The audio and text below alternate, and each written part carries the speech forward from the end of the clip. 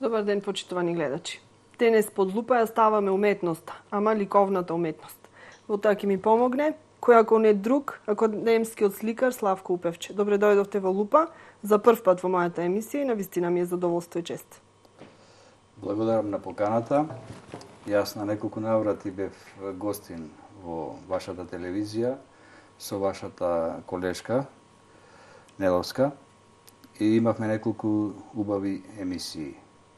Па сигурна сум дека и овој разговор ќе побуди интерес, може би малку од еден поинаков агол, од она што сте разговарале со колешката Неловска, бидејќи пред се една поидовна точка за реализација на овој разговор, на овој интервју, ми е тоа дали Охриѓани и колку Охриѓани и Охрид имаме култура, односно ликовна култура. Па за ликовна култура можам да речам дека зависи од индивидуата, од поединецот.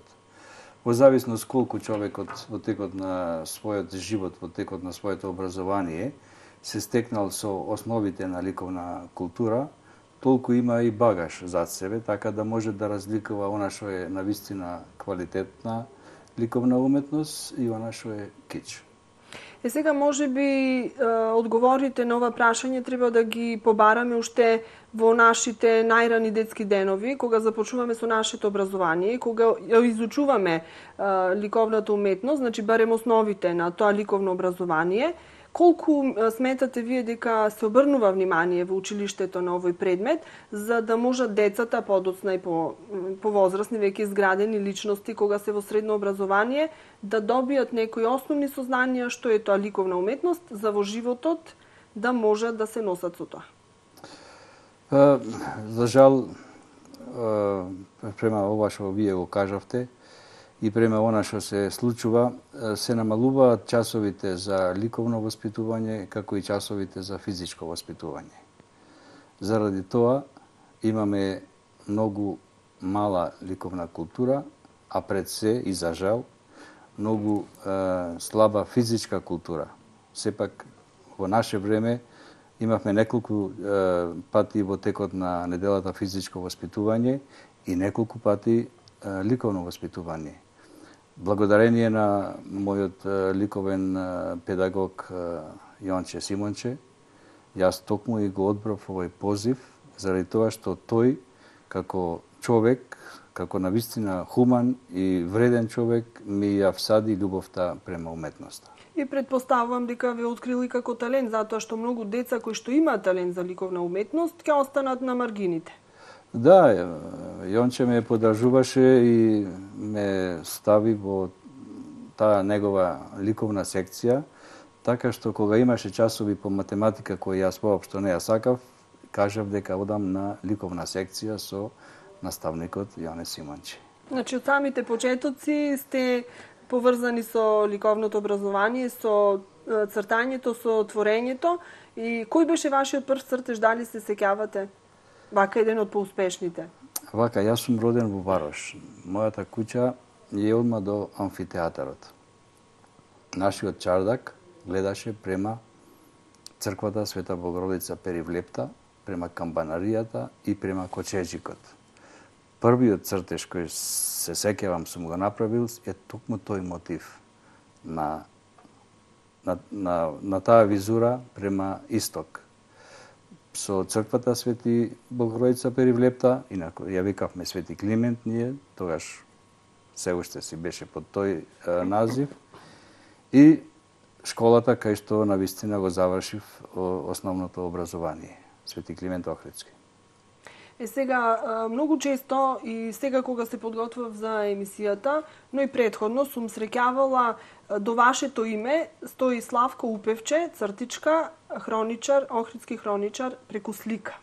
Значи, вие всушност од тој момент кога сте нацртале ова ликовна творба, па се до денес, го пратите нашиот град во различни негови периоди, како се развивал, растел, а некои објекти, некои места веќе ги нема, освен на вашите слики.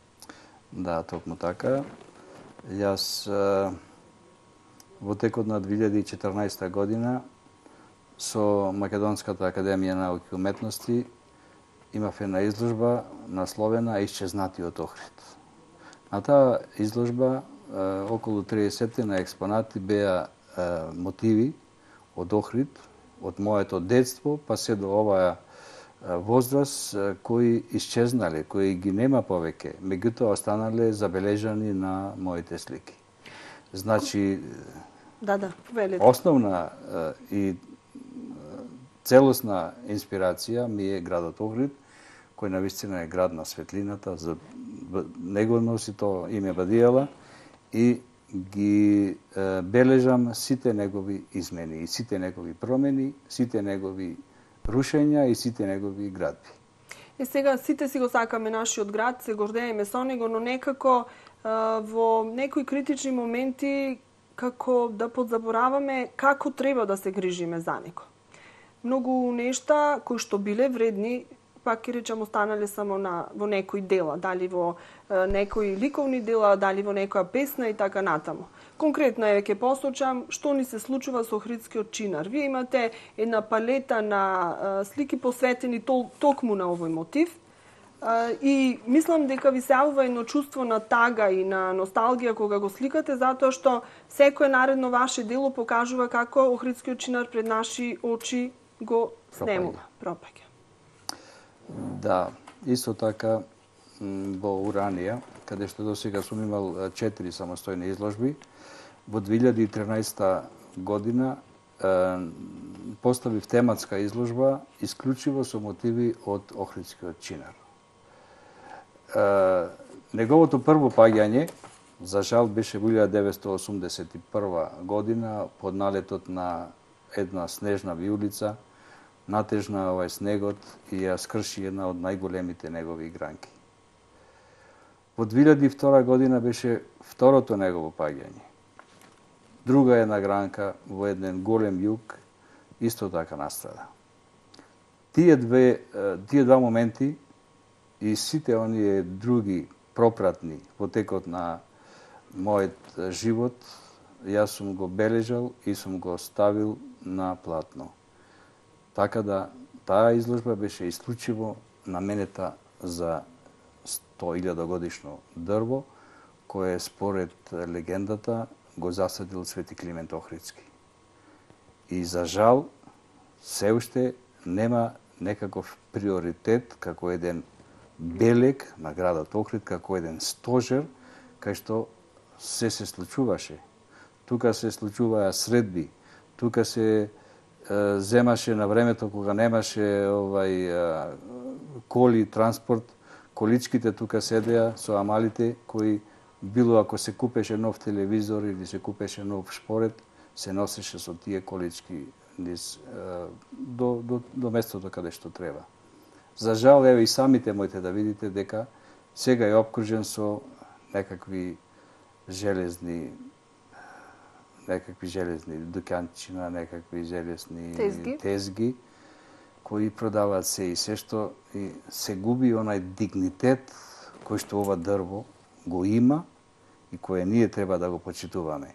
Ако за време на Турската империја 500 години имало човек кој што го одржувал, кој што тука на времето тука била и кафеана, под сенките на Охридскиот чинар се пиело лимонада, боза, шприцер.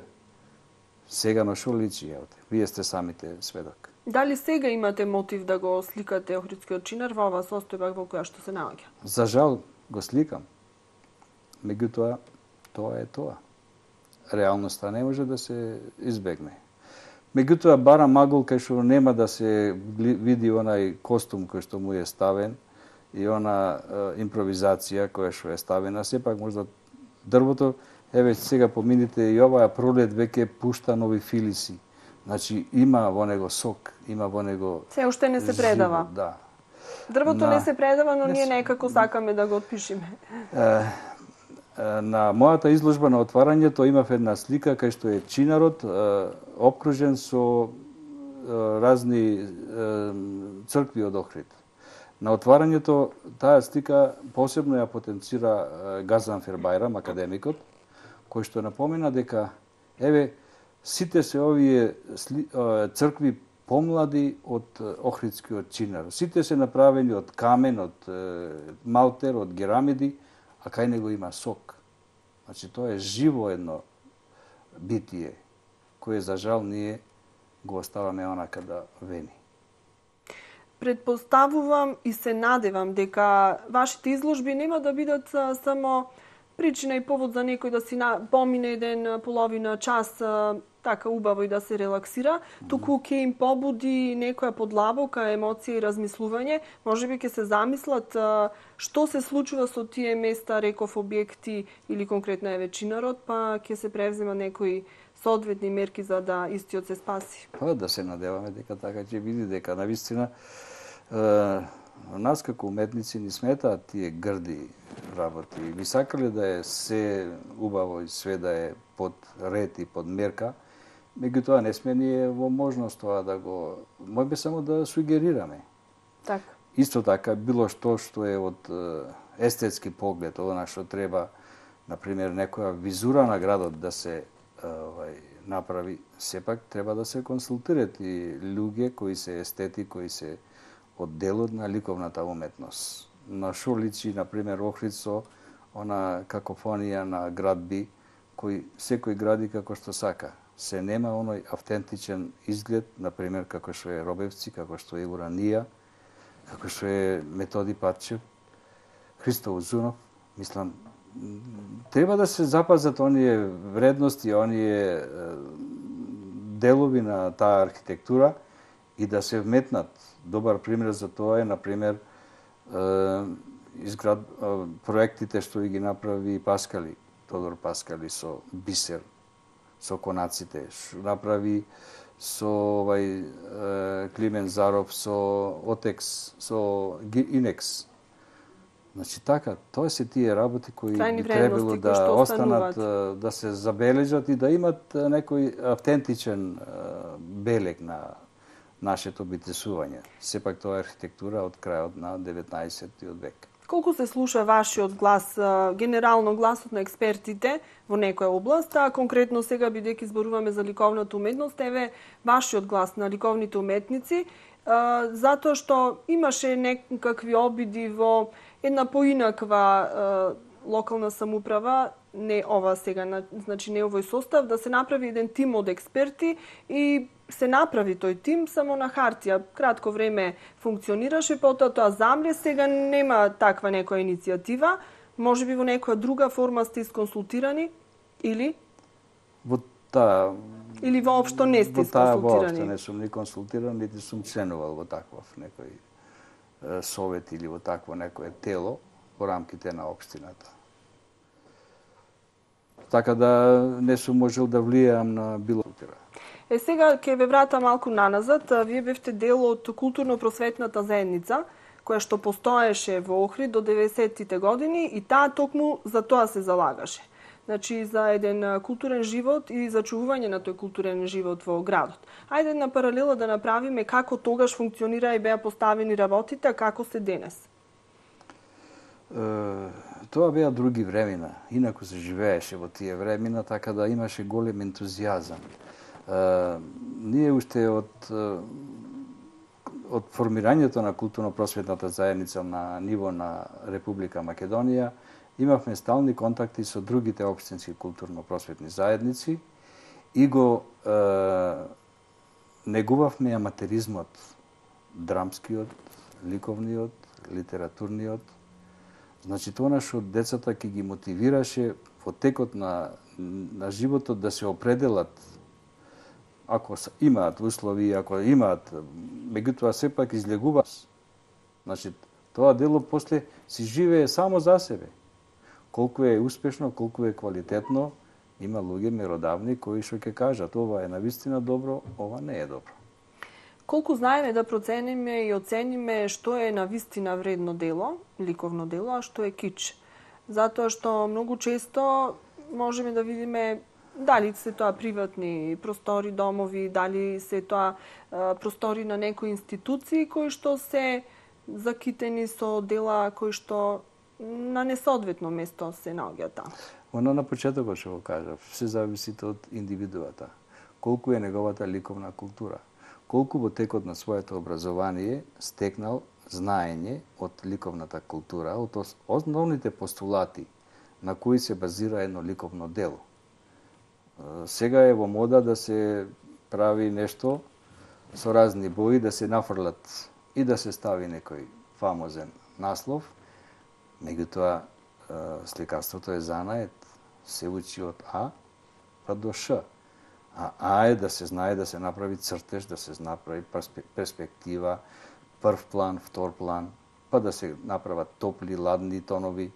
Мислам, тоа се работи кои во текот на животот се учат, а со прелистувањето на она што се случувало во светот, не само во македонската ликовна уметност и порано југословенската, и во светската, она што денес пред известно време се случи во Скопје, имаше изложба од Пикасо кај што луѓето чекаат со ред за да ја видат изложбата, а тоа беа 30 експонати, мислам гравури кои ги имаше направено при крајот на својот живот. Меѓутоа, сепак Пикасо е име кое ете така и сепак с некој ќе каже бев на изложбата на Пикасо или бев на одмор во Грција.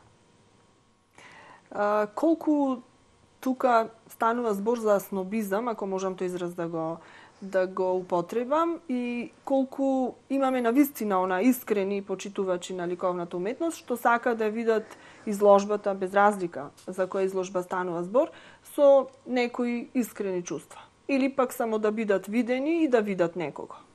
Не, мислам дека има една категорија на луѓе кои навистина секоја нова изложба, јас барем тоа го имам искуството во Центарот за култура Григор Перличев, кај што ги организирам ликовните изложби и тоа околу 30 во текот на годината.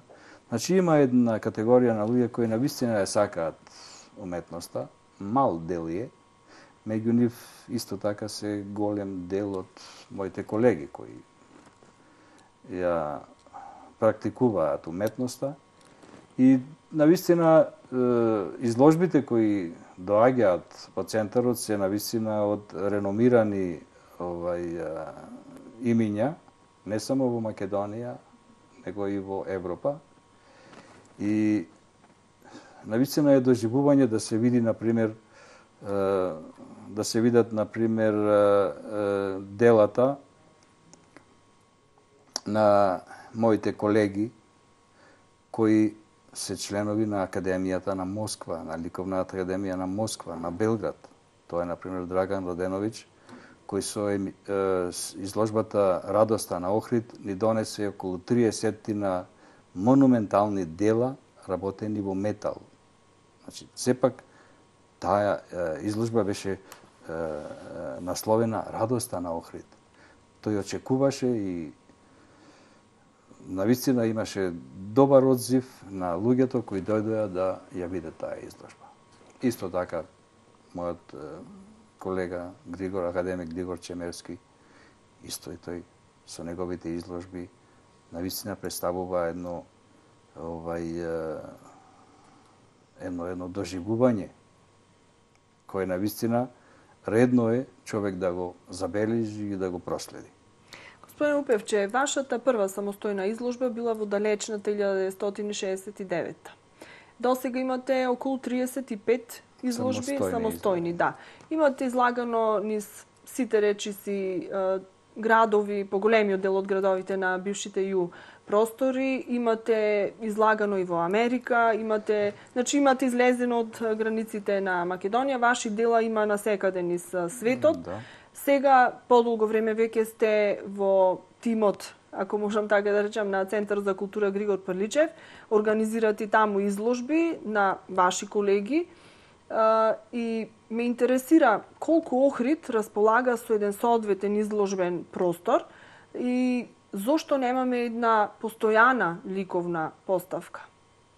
Еве го споменавте Пикасо. Зошто, например, да не можеше и таа поставка од Пикасо, која што беше во Скопје, да ја видат и охриѓани? Значи, овде во нашиот град. Да ви кажам, во Охрид имаше ликовна галерија. Ликовната галерија имаше стална поставка. Таа стална поставка беше навистина неколку години многу убаво аранжирана, со оглед дека и просторот беше наменет за една ликовна галерија, градска ликовна галерија. За жал, таа градска ликовна галерија се напушти и се даде на шаховскиот клуб на Охрид. Сега во моментов тоа е музичкото училиште Методи Патча. Во депоата на Завод и музеј, како и во депоата на Центар за култура Григор Прличев, имаме извонредна една колекција на дела од еминентни македонски и југословенски и странски автори, која, за жал, не е изложена, седи во депоата. А тоа би бил навистина еден голем поен за Охрид, кога би добил еден изложбен простор со една постојана збирка и со простор кај што ќе има повремени изложби. Значи, тематски само да биде ликовна галерија градска. Министерката за култура Елизавета Канчевска-Милевска пред неколку години најави дека се работи на еден таков проект, меѓутоа за жал досега можда во иднина ќе биде така да Охрид си добие една градска галерија, а со тоа мислам дека и ликовната култура ќе неколку степени ќе оди нагоре, со оглед дека покрај овие сталната поставка кај што ќе бидат слики од Личеновски, Мартиновски и од другите овие наши еминентни сликари, го имаме ние тука Петар Лубарда, кој што никој не го видел. Ќе има едно место каде што и другите овие еминентни ликовни уметници од Европа би имале своји изложби. А сега овие галериски простори кои што ги имаме, значи имаме два во Центарот за култура. Многу често се користи и долната просторија на куќата на Робевци за вакви изложби, понекогаш и уранија. Подсетете ме ако има уште некој простор. Дали имаат соодветни услови за излагање на некои дела со поголема вредност, значи поголемо значење, и што ни недостасува во тој поглед, затоа што треба да имаме добро обезбедување, добро осветлување, треба да има соодветна температура, значи тие дела барат соодветни услови. Тоа се веќе други овие услови кои треба да ги има. Меѓутоа, мислам дека најдобро би било да се направи еден простор, тоа не би требало да е многу голем простор, меѓутоа сепак да биде негде во центарот на градот, кај што би била таа стална поставка и каде што би луѓето имале можност да ги видат делата од ликовните уметници. Тема за размислување. За жал сега е она што го спомнавте и вие, значи куќата на Робевци, сепак тука куќата на Робевци си е со експонати од музеот. Така, археолошки претежно. Кај нас е малата камерна изложбен салон, кој што е од сите страни затворен и исцепканиот простор на ликовната галерија. Таа можда е најадекватна со оглед дека има шанса да се постават и големи и мали дела, да се разигра просторот. Тука во текот на ланската година имавме многу интересна изложба од Розарио Меле од Италија, кај што имаше, тој е врвен сликар на италијанската ликовна уметност, кај што имаше покрај негови дела и негови вајарски дела. И токму аранжерот кој што дојде од Италија многу го бендиса овој простор и со некои негови интервенции, со осветлување, со разни филтри, навистина долови една прекрасна изложба, што навистина во Охрид ретко се случило, семо на класично што е поставување на експонатите. Многу често велиме дека Охрид е град на културата и со право и ете и на уметноста, но треба ова и да го заслужиме. Така? Значи да му дадеме град на УНЕСКО. Да му дадеме примат. Град на УНЕСКО кој што нема ликовна галерија градска. а има дела. Така. Не да нема. Овде ќе го завршам првиот дел од разговорот, ми јавува дека веќе е време за реклами. Брзо ни помина времето, не? Па, нормално. Кога е интересна темата, времето върви. Така, нас ни е интересно, сигурно сум и на гледачите. Малку ќе ве одмора.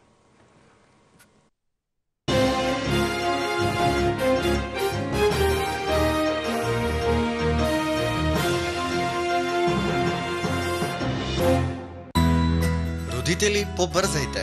Уписите во основното училиште на коледжот Јахја Кемал во Скопје и во Струга почнуваат од 1 мај. Докажаниот квалитет на коледжот Јахја Кемал е гаранција за иднината на вашето дете.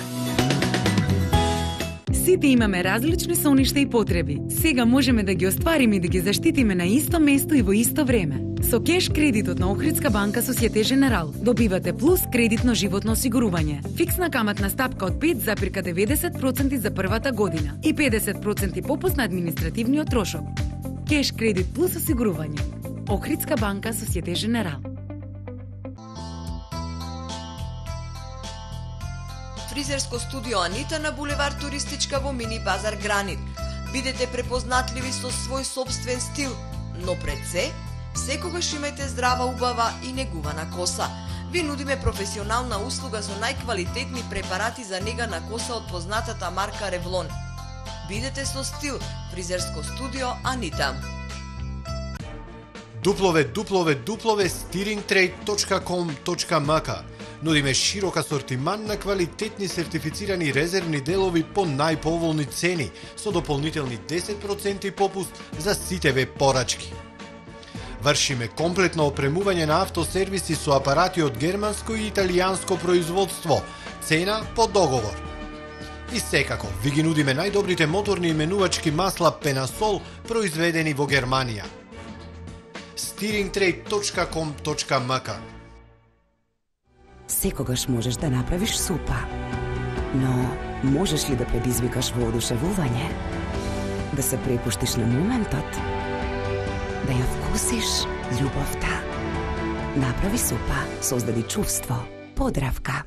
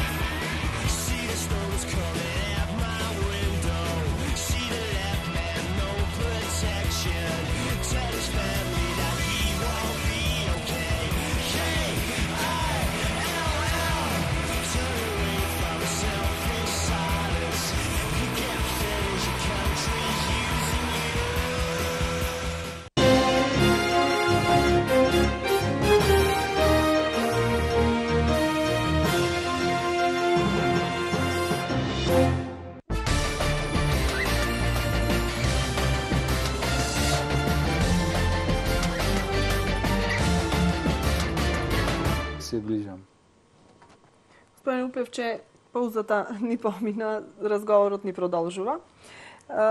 Вие годинава имате уште еден, значи околу 47 година е ова, каде што сте започнале со вашата прва самостојна изложба, активно, значи се занимавате со сликарство, а во 1991 година отварате и првата галерија во Охрид и годинава 25 години, еден убав јубилеј. Како беше тогаш во тоа време да се отвори една галерија и на што наидовте? Како таа се развиваше? Каков е интересот кај купувачите и посетителите во галеријата? Па, моја дамнешна желба беше да отворам галерија, заради тоа што навистина имав доста слики, доста работев и немаше простор каде да бидат сите тие слики изложени.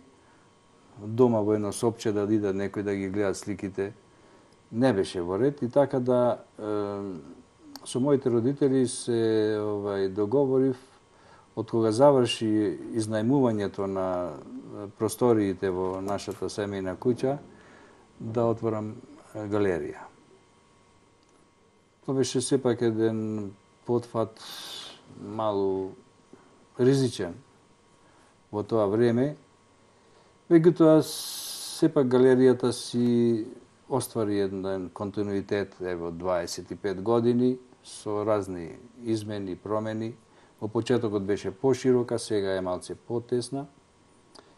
Меѓутоа, на некој начин си се реализирав како сликар со тоа што своите најнови дела ги презентирав тука. Исто така, моја поента во почетокот беше и да организирам ликовни изложби и на други ликовни уметници. Така да имав изложби од Белград, од Бугарија, од Скопје неколку наврати. Се реализираа тие изложби. Меѓутоа, со тек на време отпадна таа можност за учество на други сликари во мојата галерија, заради тоа што се префрлија изложбите, ги превзедов во она кај што бев професионално ангажиран во Центарот за култура, кој што сепак дава и поголем простор и поголеми можности, да. Така институционални. И така да па рачунајте дека во теков на овие наназад години од кога сум јас во Центарот за култура од 1997 година, просечно околу 25 до 30 изложби се организираат во тие два простори. Тоа е една огромна бројка на изложби и секоја година околу 4-5 дела остануваат во колекцијата, така да колекцијата е навистина една импозантна, убава колекција која би требало да може да се изложи и да се гледа. Да се направи селекција и да се изложи. Така. Исто така и она што реков, прекрасна колекција и многу вредна е во Завод и музеј. За жал, во депото на Завод и музеј, јас сум имал можност да видам. Тоа е привилегија само на бара да биде негдека изложена. Да. Таму работи мојот колега Никола Николовски, кој што е задолжен, доста педантно ја води тоа депо и има навистина вредни дела. Така, се надеваме дека во некое она што рековме да се направи една градска да се направи, да се видат тие дела галерија, да се постават во соодветни услови како што заслужуваат. Она што рековте, и со осветлување и со загревање. Така. Да се има стална температура. А секако дека ќе има и огромен број на луѓе кои ќе дојдат да ги видат делата. Так. Тоа е сепак едно доживување. Секако. Охрид е туристички град, имаме многу патници, намерници, сигурна сум дека нема да ја прескокнат ни таа галерија. Ме интересира кога ќе влезат, дали се потенцијални купувачи, дали се само некои љубопитни минувачи во вашата галерија, што прво ве прашуваат? Има една интересна едно прашање, викат како одат сликите. Јас викам сликите не одат, тие се закачени, неме нозе да одат и после тие се во разни формати, така да не можете една слика да се каже дека е една единствена една вредност. Добро, имате луѓе кои во брзина мислат дека тука можат да променат стакло или да променат огледало. Пак сепак луѓето во зависност од тоа колку им е познавањето што е галерија, што е стаклорезачка работилница, така да има интересни случаи за овие 25 години. Така. Цените сигурна сум дека се она што ги интересираат купувачите.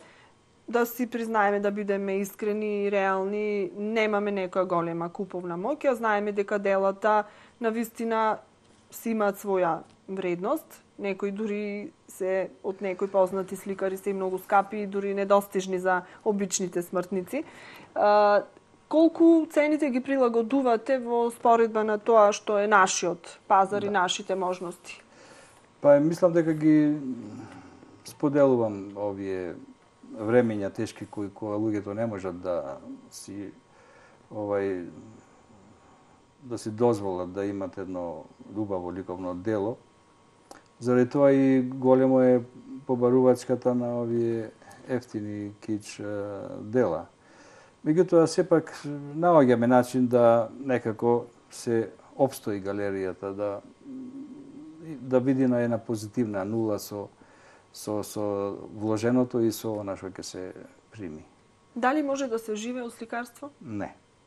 Само од сликарство не може да се живее. Како да ги мотивираме младите да се одлучат токму за овој позив? Па добро, сликарството е широк поим, тука има и дизајн, тука има и применета уметност, така да не е само чисто сликање на слики, него било шо. Оваа маса што се и овдека претходно некој ликовно ја обликувал, ја замислил. Така да са се си има едно претходно... Поширока лепеза. Да, една поширока лепеза и голема примена на ликовната уметност во сите делови на животот. Да се направи еден убав кауч, треба да се дизајнира. Убава кола, претходно треба се нацрта, а после да се оди на како и накитот. Так. Се во рамките на креативноста на човекот и на тој што го тоа замислува како да го направи. Бидејќи јас барем така ги замислувам и сигурно така и треба да биде. Ликовните уметници се естети, колку тоа ви пречи во животот, затоа што сме обкружени со многу работи кои што одскокнуваат од она некоја правилна рамка. Ви боди ли очи нешто во градот, во кај луѓето кои што ве обкружуваат? Приметувате ли повеќе она што е позитивно, естетско убаво, или она пак што е нешто како недостаток? Па тоа би рекло пата, меѓутоа повеќе ги гледам оние работи кои што навистина се добри, не би сакал да бидам критички настроен. Меѓутоа ми сметат некои работи од чисто општа култура кои не се применуваат. Глупо е човек да земи сендвич да јади па да ја фрли хартијата на сред улица. Например, кому тоа не би му бодило очи. Меѓутоа, тоа зависи, реков, од домашното воспитување и од она што човекот мисли дека е добро или мисли дека е лошо. Сепак, тие лоши особини, мислам дека се феномен на едно време на малце изгубени вредности, кај што можда и тоа е некој револт, не знам. Сепак во наше време имаше некоја построга, построг критериум, сепак имаше и почит и према повозрастните, имаше и почит према она што е создадено да не се уништува. Сега гледаме, ке се направи некоја убаво дело, после одма се ишара со графити. Која е таа сврха да се уништи нешто што навистина е убаво? Се посади цвеќе, се гази низ паркот. Боде во очи тоа. Што е она што најмногу, бидејќи реков Охрид, не само што сте охриѓанец, значи Охрид на вистина она со срце и душа го сакате, не поради потеклото, туку дишете некако заедно со овој град и сте верен воопшто и во вашите дела, освен охридски мотиви, мислам дека немате нешто друго сликано или можеби нешто малку ретко.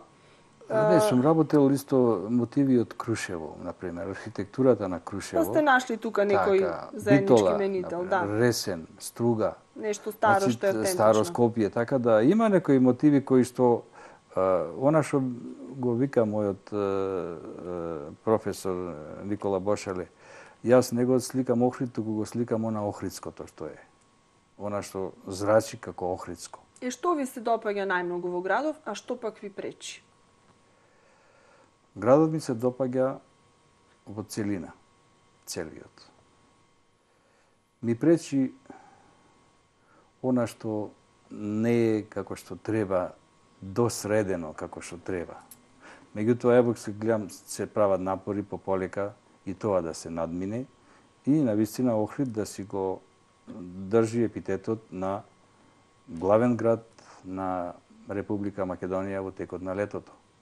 Не Скопје со неговите нови сега овие споменици, меѓутоа Охрид со своите стари споменици кои имаат патина. Имаме цркви од 1000 години. Тоа е навистина нешто што на странците им остава силен впечаток. Земете ја Света Софија. Имаме ренесанса на палеолозите, што вика академик Цветан Грозданов во Света Богородица Перивлепта. Тоа се слики кои се сликани од зоографите Михајло и Евтихије пред Ѓото. Значи, ренесансата уште не била почната, а тие веќе со тие нивни бои, со тие нивни движења, со тие нивни представи, биле пред самата ренесанса која еве Западот многу ја велича, а веќе овдека била длабоко започната. И тие бои траеле со векови, онака оригинални како што биле и тогаш. А сега, кога ќе се нацртат фреските во црквите, 10-15 години веќе бојата бледне. Епа сега има техника, се вика алфреско, затоа што тие бои на времето се работеле на свеж малтер и самата текстура на малтерот ја прифаќала бојата. Сега се работи со поликолор, кој што е пластифициран, и ако не е соодветна на подлогата, таа не навлегува во текстурата на малтерот, туку се прави како филм во подлогата и нормално со тек на време пука и паѓа. И не е толку, мислам, не е вредна. Значи, тоа било макотрпна работа да се работи фреска. Заради тоа што сакала претходна многу детална подготовка. Да се направи добра основа. Добра, за се, влажна за подлога, се уште не доисушена, се работи со бои, со пигменти и се работи како медиум жолчка од јајце. Значи не вода. Така. Него жолчката од јајце го врзува пигментот со самата текстура на малтерот. Стручно, ако сакате објаснување за она што на вистина Михајло и Евтихије, еве после толку години, иначе Перивлепта е градена 1298 година од покровителство на ктитор на Прогон Згур, кој што бил тогаш намесник на градот Охрид. И името го добила по сликата на Богородица. Перивлептос на грчки значи која се гледа. Кога ќе влезите на вратата, било каде да одите, таа со очите ве прати. Так. Ваша специјалност е пастелот. Кога разговаравме пред емисијава, ми објаснивте, малку ме упативте што тоа значи и ми кажавте дека не ви е потребна четка за сликање, дека се работите со раце. Со прсти. Со прсти. Да. Зошто токму еве пастелот? Пастелот заради тоа што пастелот воопште во мојата едукација, во моето образование, додека ги совладував ликовните техники, најпрво во основното училиште, по гимназијата, па потоа на академијата, како медиум ми се најде најсоодветна за мој израз. Реков дека пастелот е техника стара, која најголема примена има кон крајот на 19. век со појава на импресионизмот. Импресионизмот е тој правец ликовен кој што ја доловува светлината.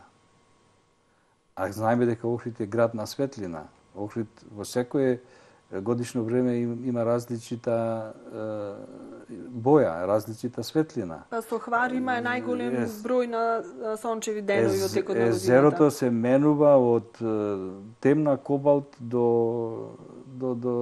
ултрамарин, па на крај ќе дојде до зелена, до тиркис. Значи сите тие бои се во текот на годината се менуваат. Например, сетите се какво е езерото кога има југ, какво е езерото кога е зима, какво е езерото кога е стрмец. Сето тоа се тие нијанси кои покрај тоа што се доста ефектни, се и доста мунициозно, доста брзо може да се доловат. Така да, еве јас го работам 47 години и појќе, се уште наоѓам нови начини на изразување. Мислам, самата материја, самиот пигмент наложува нешто ново да се истражи, да се комбинира некоја нова визура, која навистина после тоа се реализира како ликовно дело. На што моментално работите? Па моментално работам на еден циклус. Сакам на некој начин да одбележам, оваа година е 1100 години од упокојувањето на Свети Климент Охридски. Јас завршив основно училиште Свети Климент, гимназија Свети Климент, педагошка академија Свети Климент Охридски и академија Свети Климент. Значи, се ви е поврзано све ми е поврзано. Тоа име. Пак ќе го спомнам професор Никола Пашали, викат, во Охрид владееше темнина, дојде, викат, Свети Климент и настана светлина, викат. Почна да не учи, а со тоа учењето настана светлина. Заради тоа треба да имаме онај пиетет према него и да ја почитуваме легендата дека тој е што го засадил Охридскиот чинар, па да го негуваме како нешто што е живо од времето на Свети Климент Охридски. Така. Што ви значи песната Бог да бие Русе? Бог да бие Русе? Да. Твојата мајка, Ангелина. На што ве потсети тоа? Не знам. На една емисија во Радио Охрид, која што сте ја водиле? Тоа беше емисијата со Димче Маленко. Видите, вие ме подсетивте. Тоа беше во времето кога работев како музички уредник и новинар во Радио Охрид. И таа емисија доби прва награда на емисиите каде што го имав соговорник Стефан Банџо, еден од охридските трубадури. Ама одамна не сум ја слушнал таа емисија. Може би ќе ви испровоцира да ја побарате, да ја слушните, да се подсетите. подсетите. Во Радио Охрид, ако ја има, сигурно ќе ја побарам и ќе ја слушам, да се вратам на тие години кога беше доста интересен текстот на професор Димче Маленко. Значи, тука е една врска помеѓу уметноста, музиката, културата со Балкански фестивал. Значи, вие веќе неколку години наназад сте во тесната организација на овој фестивал. Да, јас сум од 1980 година, тоа изгледа недека преку 36 години. И секој балкански организирате една изложба со која што се отвара фестивалот. Да, секоја година се организираат изложби, и тоа еминентни изложби. Таква беше, например, изложбата од Загреб, имавме на Биенале на хрватската керамика. Имавме прекрасни преку 300 експонати од цела Хрватска поставени на постаменти. Имавме од Сесвете клуб на Похижек Стјепан со наивата. Имавме од Хрватска, она што е позната, највредните дела од хрватската наива на изложбата од Балкански фестивал. Што ќе видиме ова година, дали веќе се знае? Ова година има неколку предлози, па нека остане изненадување, секако ќе биде квалитетно и добра изложба. Така. Тука некаде ни привршува овој разговор, но сакам да го завршам со она што го почнавме, што беше поента на истиот, да се подигне културата за ликовната уметност на едно повисоко ниво, а тоа мислам дека ќе се направи и со отварање на едни визии и интереси кај младите генерации. Вие имате кој да ве наследи конкретно вас. Вашиот син Никола веќе се занимава со уметност. Специјално му се некако мозаиците, тој тука се пронајде во таа област. Да.